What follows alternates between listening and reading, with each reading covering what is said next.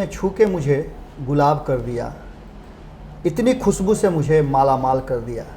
नमस्कार, बहुत बहुत स्वागत है आपका भारत लाइव में। बड़ा ही एक ऐसी खबर है जिस खबर को आप निश्चित रूप से अपने जहन में और आने वाले चुनाव के लिए अपनी तैयारियों में शामिल जरूर करेंगे। आपको यदि वोट देना है, आप जनता हैं तो भी, या फिर आप राजनेता हैं तो भी, ये खबर आपके लिए है। कब कौन प्रासंगिक हो जाए, कब किसका वैल्यू बढ़ जाए राजनीति में, ये कहना बड़ा मुश्किल होता है। जनता जिसे सरताज बना दे और जनता जिसे प्यार देती है, उसका भाव आप समझ सकते हैं कि राजनीतिक घरानों में, और जबकि गठबंधन की राजनीति हो तो कितना महत्वपूर्ण हो जाता है। ऐसा ही कुछ देखने को मिला है बिहार में। आपको याद होगा, थोड़ा सा हम फ्लैशबैक में जाते हैं कि जब इंदिरा गांधी का शासन था और इमरजेंसी लागू हुई थी, तो आंदोलन की राह पकड़ करके कई युवा नेता बन गए और आज देश की राजनीति में अहम पदों पे वो अपनी उपस्थिति दर्ज कराए हुए हैं।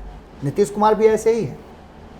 गुजरात की बात करें तो अचानक से आरएसएस का एक कार्यकर्ता, स्वयंसेवक, सीधे मुख्यमंत्री की कुर्सी पर गुजरात में चला जाता है और अपने काम से, लोगों के साथ जुड़ाव से वो प्रधानमंत्री की कुर्सी पर आ जाता है। और प्रधानमंत्री दूसरी बार जब उस चुनाव होता है तो और ज्यादा मतों से कुर्सी पर काबिज होता है। ऐसा ही लगातार बिहार की राजनीति में नए नए चेहरे आते जाते हैं। कभी अरविंद केजरीवाल को भी आपने देखा होगा, किस तरह से अचानक रातों रात अरविंद केजरीवाल दिल्ली के मुख्यमंत्री बन गए और लगातार उनका ग्राफ बढ़ता जा रहा है। तीसरी बार वो मुख्यमंत्री का शपथ लिए हैं। आप समझ सकते हैं कि इस देश की जनता अपने नेता को कितना चाहती है, कितना प्यार करती है। ऐसे ही एक नेता बिहार में भी हैं जिन्हें कहीं ना कहीं भारत लाइव ने शुरुआती दौर में ही बिहार का केजरीवाल कहा था। अपने जातीय गठबंधन को, गठजोड़ को, जातीय लोगों को सम्मान दिलाने को लेकर के शुरुआत हुई विकासशील इंसान पार्टी की यात्रा जो है वो शुरू हुई थी अपने जातीय, अपने समाज और अपने उपजातियों को एकजुट करके उन्हें अधिकार और हक हुकूक की लड़ाई से जोड़ना, उन्हें जानकारी देना कि आपका अधिकार क्या है, संविधान ने आपको क्या प्रदत्त किया है, और सरकार से उन्हें अलग अलग तरह से सुविधाएं प्रदान कराना। और यह लड़ाई इतनी बड़ी हो गई कि राजनीतिक दलों का ध्यान उधर गया और कई राजनीतिक दलों ने उन्हें अपना सरताज बनाया, अपना स्टार बनाया।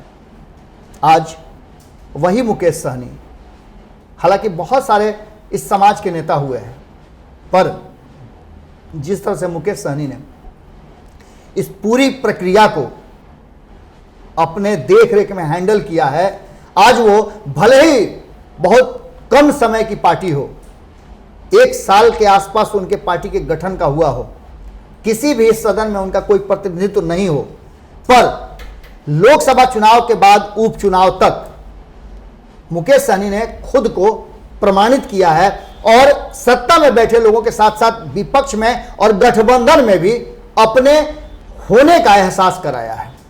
नीतीश कुमार जिन्हें सोशल इंजीनियरिंग का बड़ा मास्टर कहा जाता है, मास्टर स्ट्रोक लगाते हैं वो सोशल इंजीनियरिंग का, और अपने, जैसा कि आप सभी जानते हैं कि बिहार में चुनाव जातीय समीकरण को मद्देनजर रखते हुए होते हैं, लेकिन सबसे कम, या कहा जाए बहुत ही कम, जातीय वोटरों के प्रतिशत के बावजूद नीतीश कुमार पिछले 15 साल से बिहार की सत्ता पर काबिज हैं। चाहे वो भारतीय जनता पार्टी का सहयोग लेने की बात हो या फिर लालू प्रसाद कांग्रेस का सहयोग लेने की बात हो, सभी पलक पावड़े बिछाकर नीतीश कुमार का अभिवादन करते हैं। इसके पीछे सिर्फ उनका वो सोशल इंजीनियरिंग वाला जो खाका है वो है। इतना फिट करते हैं उसको कि लोग उनके पीछे पीछे चलने के लिए मजबूर हो जाते हैं। आपने देखा कि किस तरह से 2005 में उन्होंने लालू प्रसाद को सत्ता से बेदखल करके भारतीय जनता पार्टी को अपने पीछे पीछे चलने के लिए मजबूर किया था। आज वही नीतीश कुमार सोशल इंजीनियरिंग के ताना बाना बुनने में कहीं ना कहीं अपने आप को असहज, कभी कभी असमर्थ महसूस करते हैं और तब उन्हें सहारा लेना पड़ता है अलग अलग समीकरण का। उस समीकरण में कहीं ना कहीं मुकेश सहनी उनके लिए एक बड़ी चुनौती साबित होते जा रहे हैं। मुकेश सहनी का दावा है कि 14-15% उनके वोटर हैं। उनके जातीय समीकरण और उनका जो कुनबा है उसका वोट प्रतिशत बदल सकता है चुनावी समीकरण को। और यही वो समीकरण है कि भले ही राजनीतिक रूप से मुकेश सहनी ने कोई मुकाम बड़ा नहीं हासिल किया हो, हम मुकाम इसलिए कह रहे हैं कि उनका किसी भी सदन में, बार बार हम कह रहे हैं कि कोई प्रतिनिधित्व नहीं है। 3 सीटों पर लोकसभा में चुनाव लड़ने के बाद भी उन्हें वो चीजें नहीं प्राप्त हो सकी थी, पर उन्होंने एक उपस्थिति दर्ज कर दी और एक मजबूती उपस्थिति दर्ज की थी। उपचुनाव में भी अपने ही गठबंधन से विद्रोह करने के बावजूद भी 25,000 वोटों को लाना एक बड़ी उपलब्धि कही जा सकती है। उपचुनाव में जातीय गठजोड़ और अब उनकी जाति में उनका एक छवि और पहचान बहुत मजबूत नेता के रूप में हो गया है। यही कारण है कि नीतीश कुमार कहीं ना कहीं डरे सहमे हुए थे और इस बार के एमएलसी चुनाव में भी ये चीजें आपको देखने को मिली। एमएलसी चुनाव में मुकेश सहनी और सहनी समाज से भीष्म सहनी को टिकट देना, उम्मीदवार बनाना नीतीश कुमार की रणनीति का ही हिस्सा था। इससे पहले भी आपको बता दें कि समाज में का अच्छा खासा प्रतिनिधित्व नीतीश कुमार के दल में और मंत्रिमंडल में भी है। बिंद, मलाह, नोनिया, इस सबको मिलाकर के जिस तरह से मुकेश सहनी ने, निषाद, सबको मिलाकर के जिस तरह से उन्होंने अपना एक पूरा मजबूत दावेदारी प्रस्तुत किया है, उसको लेकर के अब मुकेश सहनी की प्रासंगिकता और उनका भाव बहुत बढ़ गया। राजनीतिक रूप से मुकेश सहनी मजबूत खूंटे की तरह गड़े हुए हैं और लगातार उनको हिलाने डुलाने का प्रयास कोई नहीं कर पा रहा है। हालांकि महागठबंधन में वो खुद हैं और दावा भी कर रहे हैं कि वो महागठबंधन में पूरी मजबूती के साथ हैं और आने वाले चुनाव में नीतीश कुमार को कड़ा टक्कर देंगे। और यही कारण है कि नीतीश कुमार को मजबूर होकर के इस समाज के प्रतिनिधि को प्रतिनिधित्व देना पड़ा है और यह मुकेश सहनी का कहीं ना कहीं डर ही है। आपको बता दें कि भीष्म सहनी लगातार राजनीति में सक्रिय रहे हैं और समता पार्टी के समय से सक्रिय हैं। एक बड़े नेता के तौर पे वो जाने जाते हैं। उपेंद्र कुशवाहा वगैरह जिस समय साथ में हुआ करते थे नीतीश कुमार के, तब के ये नेता हैं। उम्र भी कम नहीं है, 53 साल की उम्र हो गई है और राजनीतिक अनुभव भी इनके पास है। चुनाव भी इन्होंने लड़ा था 2015 में और उस सब के बावजूद, हारने के बावजूद भी आपको याद होगा कि किस तरह से नीतीश कुमार को मजबूर होकर के 3 सीटों में से 1 सीट इस समाज को देना पड़ा और इसके पीछे कहीं ना कहीं मुकेश सहनी का बढ़ता कद है। जब यह नाम की घोषणा होनी थी उससे पहले जो नीतीश सरकार में मंत्री हैं मदन सहनी, उनके घर पर सहनी समाज के कई नेताओं की बैठक हो रही थी। उस बैठक में यह तय माना जा रहा था कि इस समाज में जरूर कुछ न कुछ और बड़ा होने वाला है, क्योंकि उस बैठक में यह बातें तो स्पष्ट नहीं थी, पर आधा दर्जन भर उस समाज के बड़े बड़े नेताओं का जमावड़ा इस बात को बता रहा था कि मदन सहनी के घर पर बैठ करके कोई ना कोई चर्चा जरूर हो रही है और चर्चा निश्चित रूप से जब सहनी समाज के लोग हैं तो सहनी समाज पर ही हो रही है। लेकिन इन सब के बावजूद मुकेश सहनी कहीं ना कहीं सरकार और विपक्ष दोनों के लिए बड़ी प्रासंगिक हो गए हैं। यही कारण है कि हम लगातार बता रहे हैं कि उनका मूल्य जो है नीतीश कुमार ने और बढ़ा दिया है। महागठबंधन में कोऑर्डिनेशन कमेटी की बात चल रही है।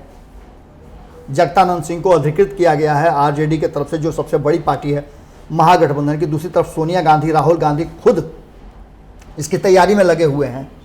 सबको मनाने का प्रयास चल रहा है, डिजिटल रैली की जा रही है और इन सब के बाद अब देखने वाली बात यह होगी कि मुकेश सहनी महागठबंधन के लिए कितना प्रासंगिक होते हैं। हालांकि लोकसभा चुनाव में वोटों का जो ट्रांसफर है वो उस अनुपात में नहीं हो सका था, लेकिन अब जो समय है उस समय में कहीं ना कहीं एक बात तो तय है कि जिस तरह से वीआईपी पार्टी के राष्ट्रीय मीडिया प्रभारी जो हैं, एक बड़े नाम है राजीव मिश्रा, उनसे जब हमारी बातचीत हुई तो उन्होंने साफ तौर पे कहा कि आने वाली राजनीति की हर क्षण, हर पल आप मुकेश सहनी को भुला नहीं सकते हैं।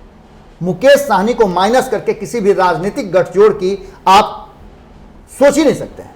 मुकेश सहनी ने खुद को और जनता के बीच में अपने आप को इतना ज्यादा घुला मिला लिया है कि अब यह समाज अपने नेता के रूप में और एक आवाज पर उस दिशा में बढ़ने के लिए तैयार नजर आ रहा है।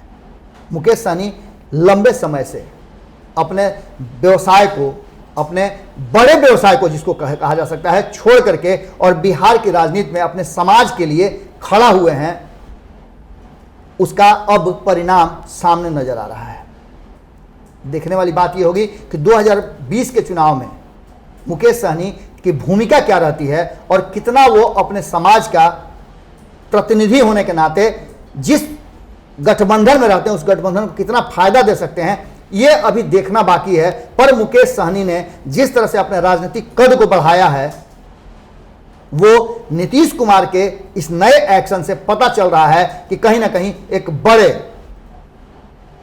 विकल्प के रूप में मुकेश सहनी ने अपने आप को तैयार कर लिया है और उनके बिना सत्ता हो या विपक्ष हो, उसकी मजबूती की कामना या सोच नहीं की जा सकती है। इस समाज का एक बड़ा प्रतिनिधित्व है जो कि बार बार मुकेश सहनी कहते हैं और राजीव मिश्रा जो इन बातों को लेकर के, चूंकि अच्छे जानकार भी हैं बिहार की राजनीति पर, उनकी पकड़ भी है, उन्होंने जब ये बातें कही तो आप समझ सकते हैं कि कहीं ना कहीं आने वाले चुनाव में मुकेश सहनी की बड़ी भूमिका रहने वाली है, जिसे नजरअंदाज नहीं किया जा सकता है। जुड़े रहें भारत लाइव के साथ, खबरों का सिलसिला लगातार जारी है। नमस्कार।